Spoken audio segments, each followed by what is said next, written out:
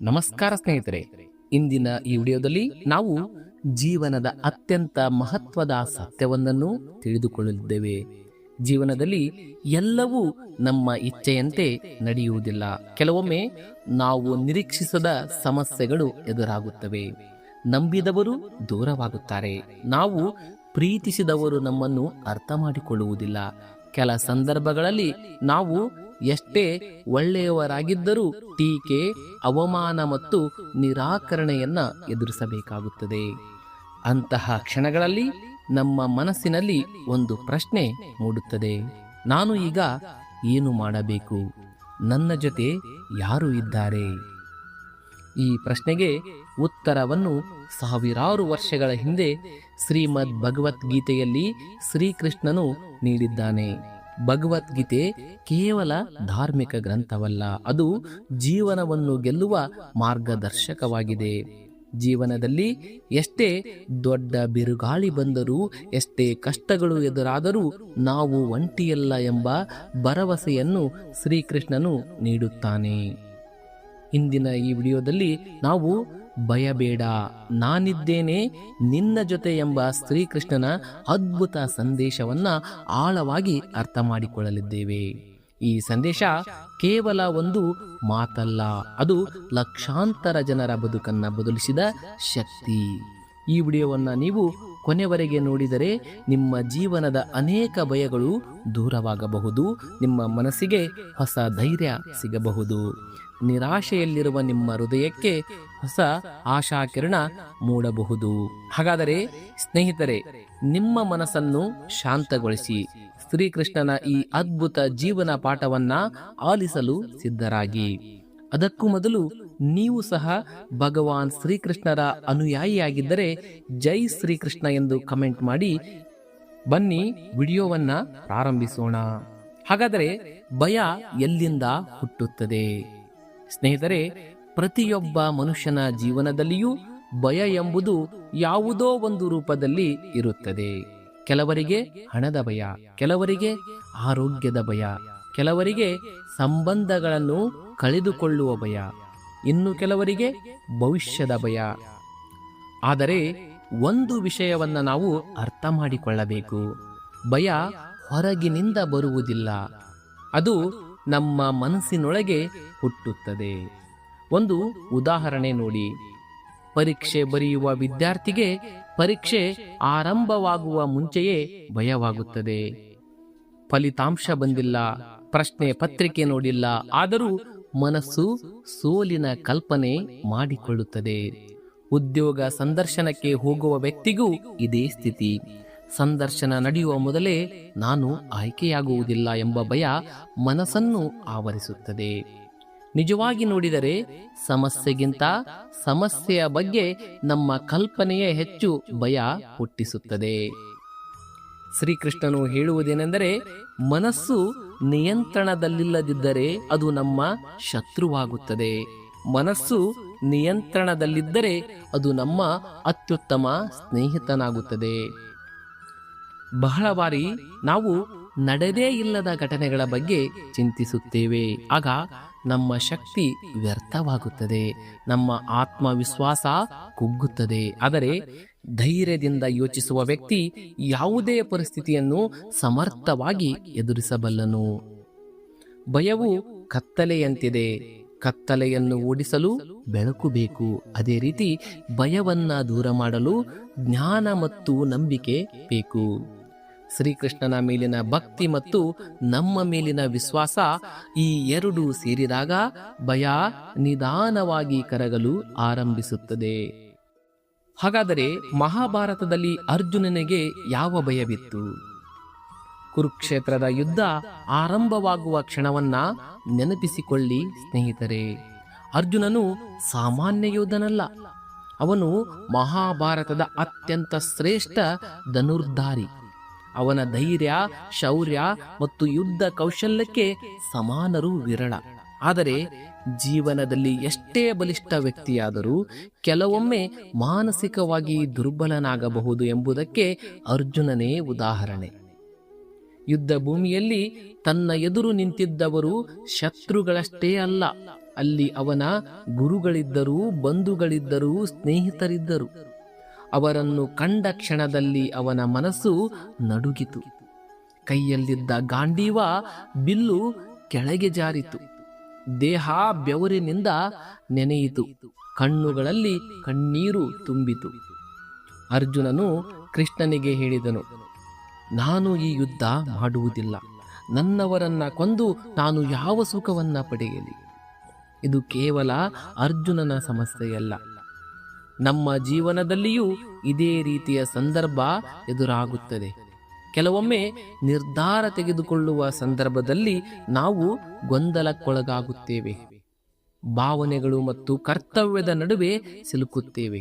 ಯಾವ ದಾರಿ ಸರಿಯೆಂದು ತಿಳಿಯದೆ ನಿಂತು ಬಿಡುತ್ತೇವೆ. ಈ ಸಮಯದಲ್ಲಿ ಶ್ರೀಕೃಷ್ಣನು ಅರ್ಜುನನಿಗೆ ಭಗವದ್ಗೀತೆಯ ಜ್ಞಾನವನ್ನ ನೀಡಿದನು. ಭಗವಾನ್ ಶ್ರೀಕೃಷ್ಣರು ಹೇಳುತ್ತಾರೆ, ಹೇ ಅರ್ಜುನ, ನೀನು ದೇಹವಲ್ಲ, ಆತ್ಮ. ಆತ್ಮಕ್ಕೆ ಜನನವಿಲ್ಲ, ಮರಣವಿಲ್ಲ. ಆದ್ದರಿಂದ ಧರ್ಮಕ್ಕಾಗಿ ಹೋರಾಡು.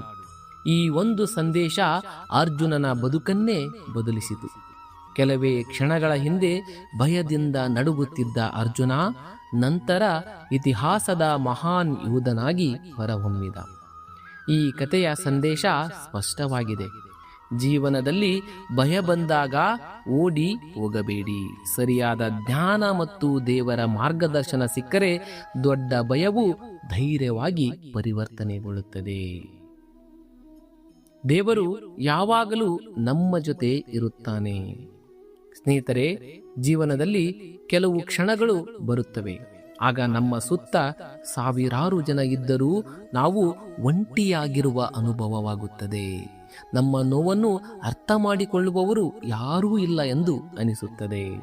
ಮನಸ್ಸಿನೊಳಗೆ ಸಾವಿರ ಪ್ರಶ್ನೆಗಳು, ಸಾವಿರ ಚಿಂತೆಗಳು ಕಾಡುತ್ತಿರುತ್ತವೆ. ಅಂತಹ ಸಮಯದಲ್ಲಿ ನಾವು ದೇವರನ್ನ ಕೇಳುತ್ತೇವೆ, ದೇವರೇ, ನೀನು ನಿಜವಾಗಿಯೂ ನನ್ನ ಜೊತೆ ಇದ್ದೀಯಾ? ಈ ಪ್ರಶ್ನೆಗೆ ಶ್ರೀಕೃಷ್ಣನ ಉತ್ತರ ತುಂಬಾ ಸುಂದರವಾಗಿದೆ. ಭಗವದ್ಗೀತೆಯಲ್ಲಿ ಆತ ಹೇಳುತ್ತಾನೆ, ನಾನು ಎಲ್ಲ ಜೀವಿಗಳ ಹೃದಯದಲ್ಲಿ ನೆಲೆಸಿದ್ದೇನೆ. ಅಂದರೆ ದೇವರು ಎಲ್ಲೋ ದೂರದ ಆಕಾಶದಲ್ಲಿ ಮಾತ್ರ ಅಲ್ಲ, ಆತ ನಮ್ಮ ಹೃದಯದಲ್ಲಿಯೇ ಇದ್ದಾನೆ. ನಾವು ಸಂತೋಷದಲ್ಲಿದ್ದಾಗ ಆತ ನಮ್ಮ ಜೊತೆ ಇರುತ್ತಾನೆ. ನಾವು ದುಃಖದಲ್ಲಿದ್ದಾಗಲೂ ಆತ ನಮ್ಮ ಜೊತೆ ಇರುತ್ತಾನೆ. ನಾವು ಅಳುವಾಗ ನಮ್ಮ ಕಣ್ಣೀರನ್ನ ನೋಡುವ ಮೊದಲ ವ್ಯಕ್ತಿ ದೇವರೇ ಆಗಿರುತ್ತಾನೆ. ಒಂದು ಮಗುವು ತನ್ನ ತಂದೆಯ ಕೈ ಹಿಡಿದು ನಡೆಯುವಾಗ ದಾರಿಯಲ್ಲಿ ಎಷ್ಟೇ ಗುಂಡಿಗಳಿದ್ದರೂ ಭಯಪಡುವುದಿಲ್ಲ. ಏಕೆಂದರೆ ಅದು ತನ್ನ ತಂದೆಯ ಮೇಲೆ ಸಂಪೂರ್ಣ ನಂಬಿಕೆ ಇಟ್ಟಿರುತ್ತದೆ. ಅದೇ ರೀತಿ ಜೀವನದ ದಾರಿಯಲ್ಲಿ ದೇವರ ಕೈ ಹಿಡಿದು ನಡೆಯುವವರು ಎಂದಿಗೂ ಒಂಟಿಯಾಗುವುದಿಲ್ಲ. ಕೆಲವೊಮ್ಮೆ ದೇವರು ನಮ್ಮ ಸಮಸ್ಯೆಯನ್ನ ತಕ್ಷಣ ಪರಿಹರಿಸುವುದಿಲ್ಲ, ಆದರೆ ಸಮಸ್ಯೆಯನ್ನು ಎದುರಿಸುವ ಶಕ್ತಿಯನ್ನ ಕೊಡುತ್ತಾನೆ. ಕೆಲವೊಮ್ಮೆ ಆತ ಬಾಗಿಲು ತೆರೆಯುವುದಿಲ್ಲ, ಆದರೆ ಹೊಸ ದಾರಿಯನ್ನ ತೋರಿಸುತ್ತಾನೆ. ಆದ್ದರಿಂದ ಸ್ನೇಹಿತರೆ, ಮುಂದಿನ ಬಾರಿ ನೀವು ಒಂಟಿಯಾಗಿದ್ದೀರಿ ಎಂದು ಅನಿಸಿದರೆ ಒಂದು ಕ್ಷಣ ಕಣ್ಣು ಮುಚ್ಚಿ ಹೃದಯದಿಂದ ಕೃಷ್ಣನನ್ನ ನೆನಪಿಸಿಕೊಳ್ಳಿ. ಆಗ ನಿಮಗೆ ಅರಿವಾಗುತ್ತದೆ, ನಾನು ಒಬ್ಬನಲ್ಲ, ಪರಮಾತ್ಮ ಶ್ರೀಕೃಷ್ಣ ನನ್ನ ಜೊತೆ ಇದ್ದಾನೆ. ಕಷ್ಟಗಳು ದೇವರ ಶಿಕ್ಷೆಯಲ್ಲ.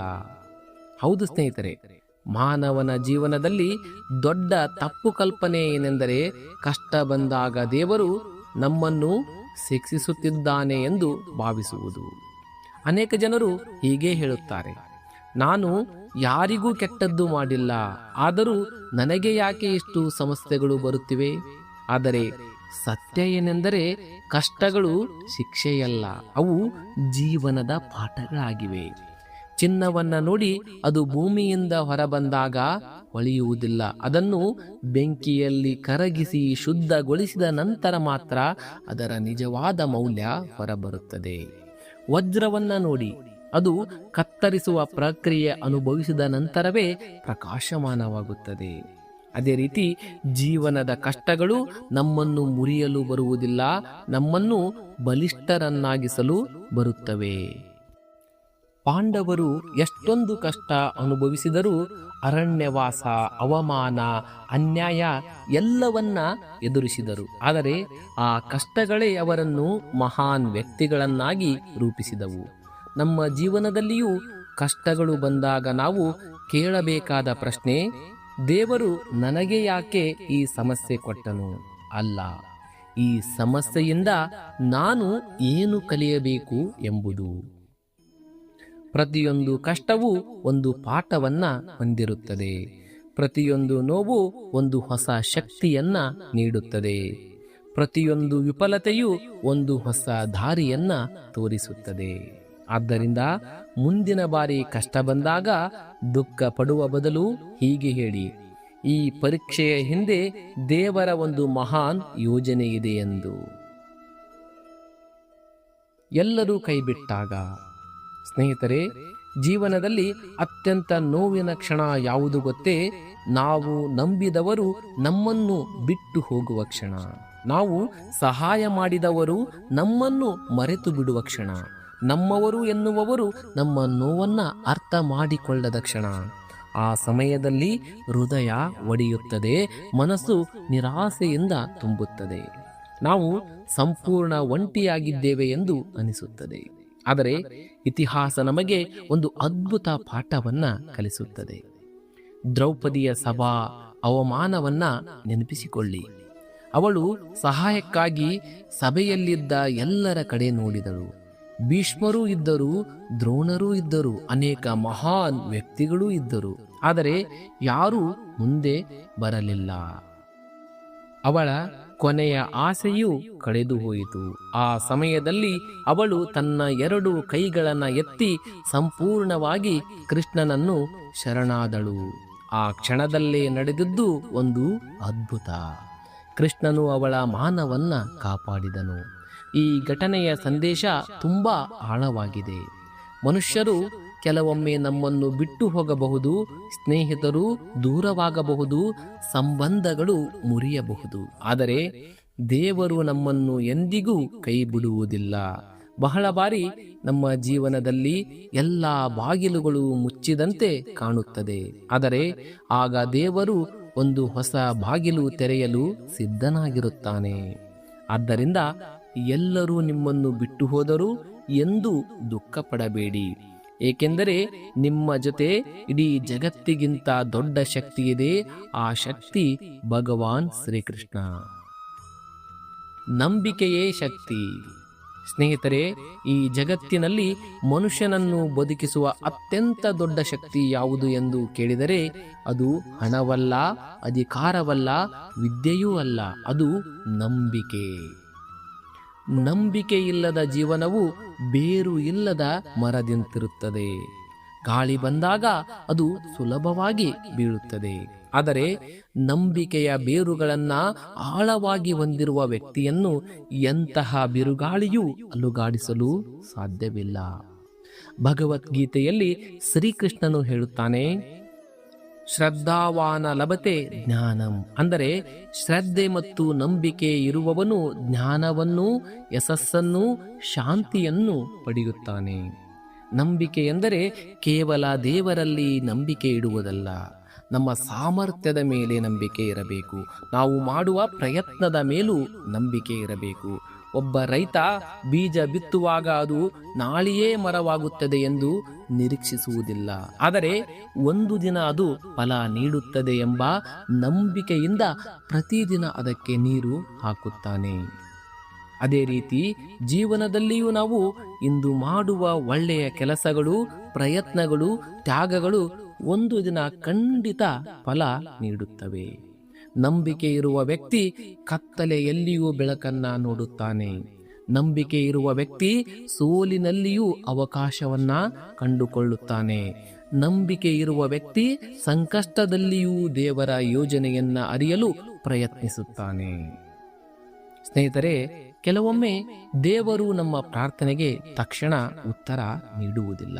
ಆದರೆ ಅದರಿಂದ ಆತ ನಮ್ಮನ್ನು ಮರೆತಿದ್ದಾನೆ ಎಂದು ಅರ್ಥವಲ್ಲ.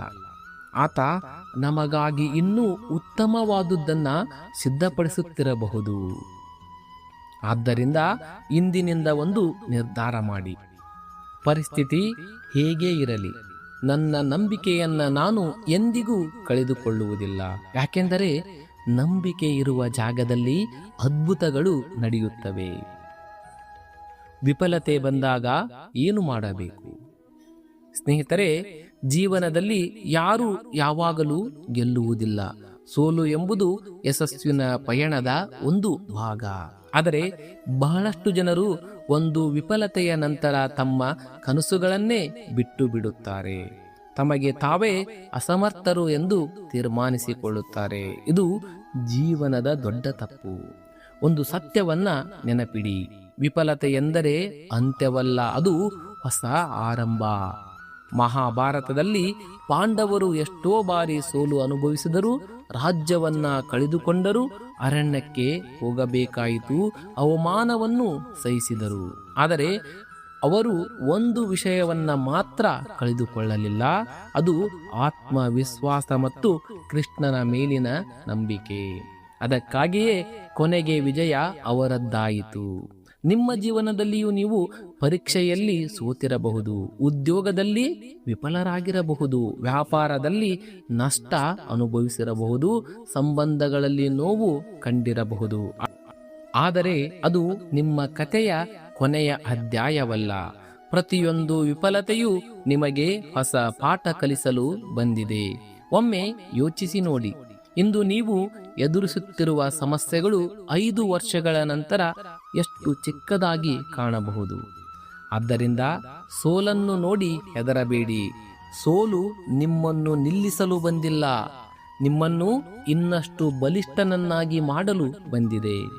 ಶ್ರೀಕೃಷ್ಣನು ನಮಗೆ ಹೇಳುವ ಸಂದೇಶ ಇದೆ: ನಿನ್ನ ಕರ್ತವ್ಯವನ್ನ ಮಾಡು, ಫಲದ ಬಗ್ಗೆ ಅತಿಯಾದ ಚಿಂತೆಯನ್ನು ಬಿಡು. ನೀವು ಪ್ರಯತ್ನ ಮಾಡುತ್ತೀರಿ, ನಿರಂತರವಾಗಿ ಮುಂದೆ ಸಾಗುತ್ತೀರಿ.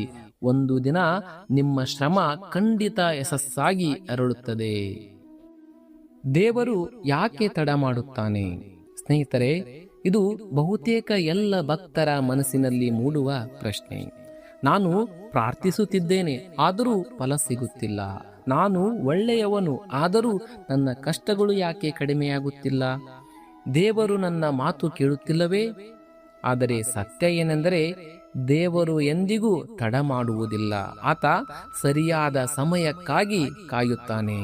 ಒಂದು ಬೀಜವನ್ನ ಇಂದು ನೆಟ್ಟರೆ ನಾಳೆ ಅದು ಮರವಾಗುವುದಿಲ್ಲ. ಅದಕ್ಕೆ ಸಮಯ ಬೇಕು, ಮಳೆ ಬೇಕು, ಬೆಳಕು ಬೇಕು, ಬೆಳವಣಿಗೆ ಬೇಕು. ಅದೇ ರೀತಿ ನಮ್ಮ ಜೀವನದಲ್ಲಿಯೂ ಕೆಲವು ಆಶೀರ್ವಾದಗಳಿಗೆ ಸಮಯ ಬೇಕಾಗುತ್ತದೆ. ಕೆಲವೊಮ್ಮೆ ನಾವು ಸಿದ್ಧರಾಗಿರುವುದಿಲ್ಲ, ಕೆಲವೊಮ್ಮೆ ಪರಿಸ್ಥಿತಿ ಸಿದ್ಧವಾಗಿರುವುದಿಲ್ಲ, ಕೆಲವೊಮ್ಮೆ ದೇವರು ನಮಗಾಗಿ ಇನ್ನೂ ಉತ್ತಮವಾದುದನ್ನ ಸಿದ್ಧಪಡಿಸುತ್ತಿರುತ್ತಾನೆ. ಪಾಂಡವರು ಕೂಡ ತಕ್ಷಣ ನ್ಯಾಯ ಪಡೆಯಲಿಲ್ಲ. ಅನೇಕ ವರ್ಷಗಳ ಕಷ್ಟವನ್ನ ಅನುಭವಿಸಿದರು. ಆದರೆ ಕೊನೆಗೆ ಅವರ ತಾಳ್ಮೆ ಮತ್ತು ಧರ್ಮನಿಷ್ಠೆ ಅವರಿಗೆ ವಿಜಯವನ್ನ ತಂದುಕೊಟ್ಟಿತು. ನಮ್ಮ ಸಮಸ್ಯೆ ಏನೆಂದರೆ, ನಾವು ದೇವರ ಸಮಯವನ್ನ ಅರ್ಥ ಮಾಡಿಕೊಳ್ಳಲು ಪ್ರಯತ್ನಿಸುವುದಿಲ್ಲ. ನಾವು ಹೇಳುತ್ತೇವೆ, ದೇವರೇ ಈಗಲೇ ಕೊಡು. ಆದರೆ ದೇವರು ಹೇಳುತ್ತಾನೆ, ನಾನು ನಿನಗೆ ಸರಿಯಾದ ಸಮಯದಲ್ಲೇ ಕೊಡುತ್ತೇನೆ.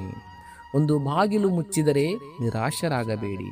ಬಹುಶಃ ದೇವರು ನಿಮಗಾಗಿ ದೊಡ್ಡ ಬಾಗಿಲನ್ನು ತೆರೆಯಲು ಸಿದ್ಧನಾಗಿರಬಹುದು. ಆದ್ದರಿಂದ ಪ್ರಾರ್ಥನೆ ನಿಲ್ಲಿಸಬೇಡಿ, ನಂಬಿಕೆ ಕಳೆದುಕೊಳ್ಳಬೇಡಿ, ತಾಳ್ಮೆ ಕಳೆದುಕೊಳ್ಳಬೇಡಿ. ಏಕೆಂದರೆ ದೇವರ ಸಮಯ ಯಾವಾಗಲೂ ಪರಿಪೂರ್ಣವಾಗಿರುತ್ತದೆ. ಭಯವನ್ನು ಜಯಿಸುವ 5 ಮಾರ್ಗಗಳು ಇಲ್ಲಿವೆ. ಸ್ನೇಹಿತರೆ, ಭಯವು ಮಾನವನ ಸಹಜ ಸ್ವಭಾವ. ಆದರೆ ಭಯದ ದಾಸನಾಗಿ ಬದುಕುವುದು ನಮ್ಮ ವಿಧಿಯಲ್ಲ. ಭಯವನ್ನ ಜಯಿಸಿ ಧೈರ್ಯದಿಂದ ಬದುಕುವುದೇ ನಿಜವಾದ ಜೀವನ. ಶ್ರೀಕೃಷ್ಣನ ಬೋಧನೆಗಳನ್ನು ಗಮನಿಸಿದರೆ ಭಯವನ್ನು ಗೆಲ್ಲಲು ಕೆಲವು ಸರಳವಾದ ಆದರೆ ಅತ್ಯಂತ ಶಕ್ತಿಯುತ ಮಾರ್ಗಗಳು ನಮಗೆ ಸಿಗುತ್ತವೆ. ಮೊದಲನೆಯದು, ದೇವರ ನಾಮಸ್ಮರಣೆ ಮಾಡಿ. ಮನಸ್ಸು ಅಶಾಂತವಾಗಿರುವಾಗ, ಭಯ ಕಾಡುತ್ತಿರುವಾಗ, ಚಿಂತೆಗಳು ಹೆಚ್ಚಾಗಿರುವಾಗ ಕೃಷ್ಣ ಎಂಬ ನಾಮವನ್ನ ಜಪಿಸಿ. ದೇವರ ನಾಮದಲ್ಲಿ ಅದ್ಭುತ ಶಕ್ತಿ ಅಡಗಿದೆ. ಮನಸ್ಸು ಚಂಚಲವಾಗಿದ್ದಾಗ ನಾಮ ಸ್ಮರಣೆ ಮನಸ್ಸನ್ನು ಸ್ಥಿರಗೊಳಿಸುತ್ತದೆ.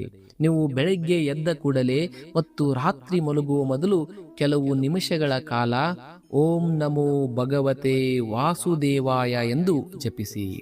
ನಿಮ್ಮ ಮನಸ್ಸಿನಲ್ಲಿ ಆಶ್ಚರ್ಯಕರ ಬದಲಾವಣೆ ಕಂಡುಬರುತ್ತದೆ. ಎರಡನೆಯದು, ಭವಿಷ್ಯದ ಚಿಂತೆಯನ್ನು ಕಡಿಮೆ ಮಾಡಿ. ಹೆಚ್ಚಿನ ಭಯಗಳು ಭವಿಷ್ಯದ ಬಗ್ಗೆ ಅತಿಯಾದ ಚಿಂತೆಯಿಂದ ಹುಟ್ಟುತ್ತವೆ. ನಾಳೆ ಏನಾಗುತ್ತದೆಯೋ?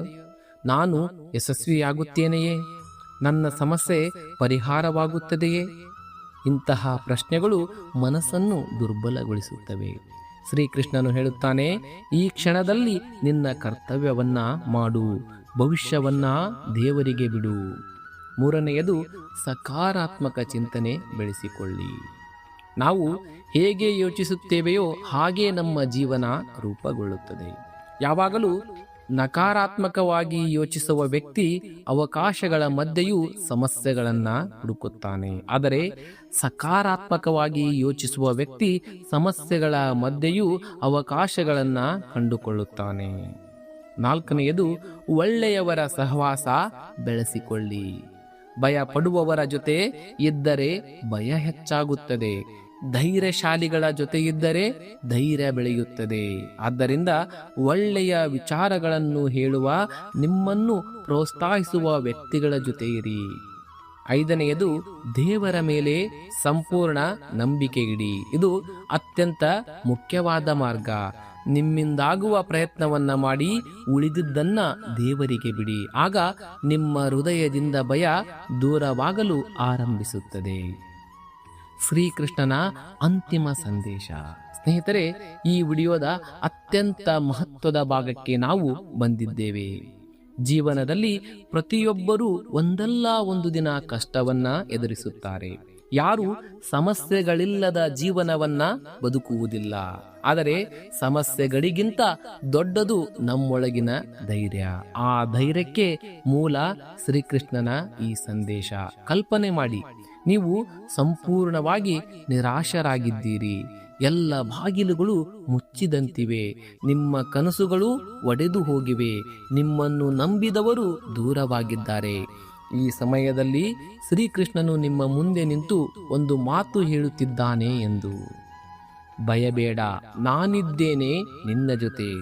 ಈ ಒಂದು ವಾಕ್ಯದಲ್ಲಿ ಜೀವನದ ಸಂಪೂರ್ಣ ಸತ್ಯ ಅಡಗಿದೆ. ನಿಮ್ಮ ಸಮಸ್ಯೆ ಎಷ್ಟೇ ದೊಡ್ಡದಾಗಿರಲಿ, ದೇವರ ಶಕ್ತಿ ಅದಕ್ಕಿಂತ ದೊಡ್ಡದು. ನಿಮ್ಮ ದುಃಖ ಎಷ್ಟೇ ಆಳವಾಗಿರಲಿ, ದೇವರ ಕೃಪೆ ಅದಕ್ಕಿಂತ ಆಳವಾಗಿದೆ. ನಿಮ್ಮ ಹೋರಾಟ ಎಷ್ಟೇ ಕಠಿಣವಾಗಿರಲಿ, ದೇವರ ಯೋಜನೆ ಅದಕ್ಕಿಂತ ಮಹಾನ್. ಆದ್ದರಿಂದ ಇಂದಿನಿಂದ ಒಂದು ನಿರ್ಧಾರ ಮಾಡಿ. ಯಾವುದೇ ಪರಿಸ್ಥಿತಿ ಬಂದರೂ ಭಯಪಡುವುದಿಲ್ಲ. ಯಾವುದೇ ಸಮಸ್ಯೆ ಬಂದರೂ ಕುಗ್ಗುವುದಿಲ್ಲ. ಯಾವುದೇ ವಿಫಲತೆ ಬಂದರೂ ನಿಲ್ಲುವುದಿಲ್ಲ. ಏಕೆಂದರೆ ನಿಮ್ಮ ಜೊತೆ ಭಗವಾನ್ ಶ್ರೀಕೃಷ್ಣ ಇದ್ದಾನೆ. ಆತನ ಕೃಪೆ ಇದ್ದಾಗ ಅಸಾಧ್ಯವೆಂಬುದು ಸಾಧ್ಯವಾಗುತ್ತದೆ. ಕತ್ತಲೆ ಬೆಳಕಾಗಿ ಬದಲಾಗುತ್ತದೆ. ಸೋಲು ವಿಜಯವಾಗಿ ಪರಿವರ್ತನೆಗೊಳ್ಳುತ್ತದೆ. ನೋವು ಶಕ್ತಿಯಾಗಿ ಮಾರ್ಪಡುತ್ತದೆ. ಸ್ನೇಹಿತರೆ, ಈ ವಿಡಿಯೋವನ್ನು ನೋಡುತ್ತಿರುವ ನಿಮ್ಮಲ್ಲಿ ಅನೇಕರು ಈಗ ಯಾವುದೋ ಒಂದು ಹೋರಾಟವನ್ನ ಎದುರಿಸುತ್ತಿರಬಹುದು. ಕೆಲವರು ಆರ್ಥಿಕ ಸಮಸ್ಯೆಯಲ್ಲಿ ಇರಬಹುದು. ಕೆಲವರು ಕುಟುಂಬದ ಸಮಸ್ಯೆಗಳಿಂದ ಬಳಲುತ್ತಿರಬಹುದು. ಕೆಲವರು ಉದ್ಯೋಗಕ್ಕಾಗಿ ಹೋರಾಡುತ್ತಿರಬಹುದು. ಕೆಲವರು ಮಾನಸಿಕ ಒತ್ತಡ ಮತ್ತು ನಿರಾಶೆಯ ನಡುವೆ ಬದುಕುತ್ತಿರಬಹುದು. ನಿಮ್ಮ ಸಮಸ್ಯೆ ಏನೇ ಇರಲಿ, ಈ ಮಾತನ್ನ ನೆನಪಿಡಿ. ಇದು ನಿಮ್ಮ ಕಥೆಯ ಕೊನೆಯ ಅಧ್ಯಾಯವಲ್ಲ. ಇದು ಕೇವಲ ಒಂದು ಅಧ್ಯಾಯ ಮಾತ್ರ. ದೇವರು ಇನ್ನೂ ನಿಮ್ಮ ಕಥೆಯನ್ನ ಬರೆಯುತ್ತಿದ್ದಾನೆ. ಇಂದು ನೀವು ಅಳುತ್ತಿರಬಹುದು, ಆದರೆ ಒಂದು ದಿನ ಇದೇ ಕಣ್ಣೀರು ನಿಮ್ಮ ವಿಜಯದ ಕಥೆಯಾಗುತ್ತದೆ. ಇಂದು ನೀವು ಒಂಟಿಯಾಗಿರಬಹುದು, ಆದರೆ ಒಂದು ದಿನ ದೇವರು ನಿಮ್ಮ ಜೀವನದಲ್ಲಿ ಸರಿಯಾದ ಜನರನ್ನ ಕಳಿಸುತ್ತಾನೆ. ಇಂದು ನಿಮ್ಮ ದಾರಿ ಕತ್ತಲೆಯಾಗಿ ಕಾಣಬಹುದು, ಆದರೆ ಒಂದು ದಿನ ಅದೇ ದಾರಿಯಲ್ಲಿ ಬೆಳಕು ಮೂಡುತ್ತದೆ. ಆದ್ದರಿಂದ ಭಯಪಡಬೇಡಿ, ಧೈರ್ಯ ಕಳೆದುಕೊಳ್ಳಬೇಡಿ, ನಂಬಿಕೆ ಕಳೆದುಕೊಳ್ಳಬೇಡಿ. ಶ್ರೀಕೃಷ್ಣನು ನಿಮ್ಮ ಜೊತೆ ಇದ್ದಾನೆ. ನಿಮ್ಮ ಪ್ರತಿಯೊಂದು ಹೆಜ್ಜೆಯನ್ನು ಆತ ಗಮನಿಸುತ್ತಿದ್ದಾನೆ. ನಿಮ್ಮ ಪ್ರತಿಯೊಂದು ಕಣ್ಣೀರಿನ ಹನಿಯನ್ನು ಆತ ನೋಡುತ್ತಿದ್ದಾನೆ. ನಿಮ್ಮ ಪ್ರತಿಯೊಂದು ಪ್ರಾರ್ಥನೆಯನ್ನು ಆತ ಕೇಳುತ್ತಿದ್ದಾನೆ ಮತ್ತು ಸರಿಯಾದ ಸಮಯದಲ್ಲಿ ಆತ ನಿಮ್ಮ ಜೀವನದಲ್ಲಿ ಅದ್ಭುತವನ್ನ ಮಾಡಲಿದ್ದಾನೆ. ಸ್ನೇಹಿತರೆ, ಈ ವಿಡಿಯೋ ನಿಮಗೆ ಇಷ್ಟವಾದರೆ ತಪ್ಪದೇ ಲೈಕ್ ಮಾಡಿ, ನಿಮ್ಮ ಕುಟುಂಬದವರು ಮತ್ತು ಸ್ನೇಹಿತರೊಂದಿಗೆ ಶೇರ್ ಮಾಡಿ. ಇಂತಹ ಶ್ರೀಕೃಷ್ಣನ ಜೀವನ ಪಾಠಗಳು ಮತ್ತು ಭಗವದ್ಗೀತೆಯ ಅಮೂಲ್ಯ ಸಂದೇಶಗಳಿಗಾಗಿ ನಮ್ಮ ಚಾನೆಲ್ ಅನ್ನು ಸಬ್ಸ್ಕ್ರೈಬ್ ಮಾಡಿ. ಕಾಮೆಂಟ್ನಲ್ಲಿ ಭಕ್ತಿಯಿಂದ ಬರೆಯಿರಿ, ಜೈ ಶ್ರೀಕೃಷ್ಣ.